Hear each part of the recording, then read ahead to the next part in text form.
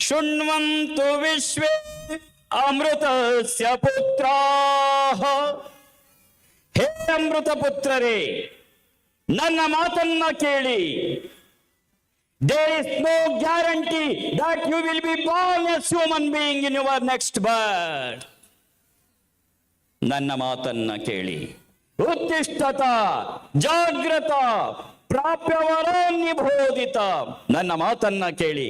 ಮತ್ತೊಮ್ಮೆ ನೀವು ಮನುಷ್ಯರಾಗೆ ಹುಟ್ಟಿ ಬರುತ್ತೀರಿ ಎನ್ನುವ ಯಾವ ಖಾತ್ರಿಯೂ ಇಲ್ಲ.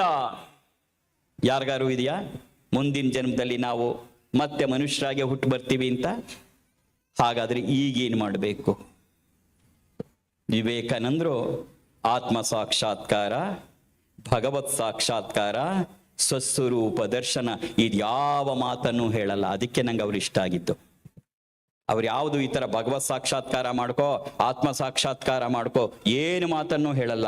ಇಷ್ಟು ಹೇಳಿದಂತ ವಿವೇಕಾನಂದರು ಮುಂದೆ 2 ಮಾತನ್ನ ಮಾತ್ರ ಹೇಳ್ತಾರೆ.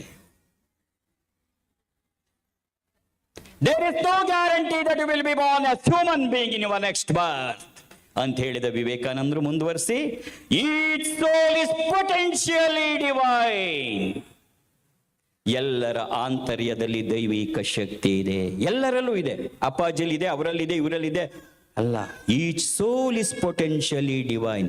ಎಲ್ಲರ ಆಂತರ್ಯದಲ್ಲಿ ದೈವಿಕ ಶಕ್ತಿ ಇದೆ ಘೋಷಣೆ ಮಾಡ್ತಾರೆ ವಿವೇಕಾನಂದರು. ಹಾಗಾದ್ರೆ ನಾವೇನ್ ಮಾಡಬೇಕು? Invoke the divinity in each soul, and that is the purpose of life. ನಿನ್ನ ಆಂತರ್ಯದಲ್ಲಿ ಅಡಗಿರುವ ದೈವಿಕ ಶಕ್ತಿಯನ್ನು ಹೊರಕ್ಕೆ ತಗೊಂಬ.